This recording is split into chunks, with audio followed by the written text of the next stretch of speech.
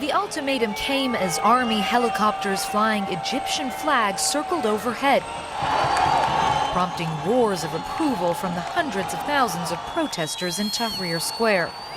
The protesters blame President Morsi and his main backers, the Muslim Brotherhood, for mismanaging the economy and for the breakdown of security.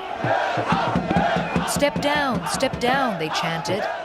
Muslim Brotherhood spokesman Jihad al-Haddad told us that Morsi inherited Egypt's troubles from former President Hosni Mubarak. If you get a Formula One racer into a car with 4 flat tires, no steering wheel, and an empty tank, it's not going to drive. It needs to be fixed first.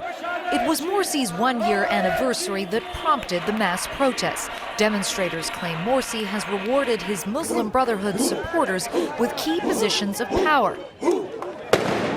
16 people were killed in clashes in the last 24 hours, the majority in an attack on the Muslim Brotherhood's headquarters. An American student was killed in earlier violence on Friday. Protesters were pelting this building with Molotov cocktails all night. You can still see some small fires are burning, and they've covered the walls with graffiti of what has really become the rallying cry of this anti-Morsi movement, Irhal, leave.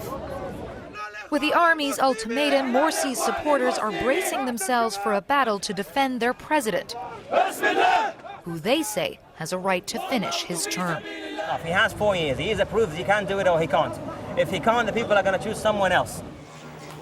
Clarissa Ward is joining us amid the sound of the crowd and fireworks in Tahrir Square this evening. Clarissa, what happens next?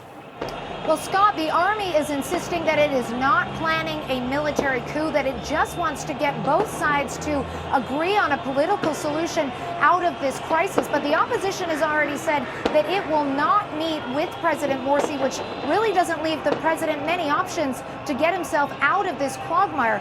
And certainly this crowd behind me will only be satisfied by one result, which is his resignation. Momentous times in Egypt. Clarissa, thanks very much.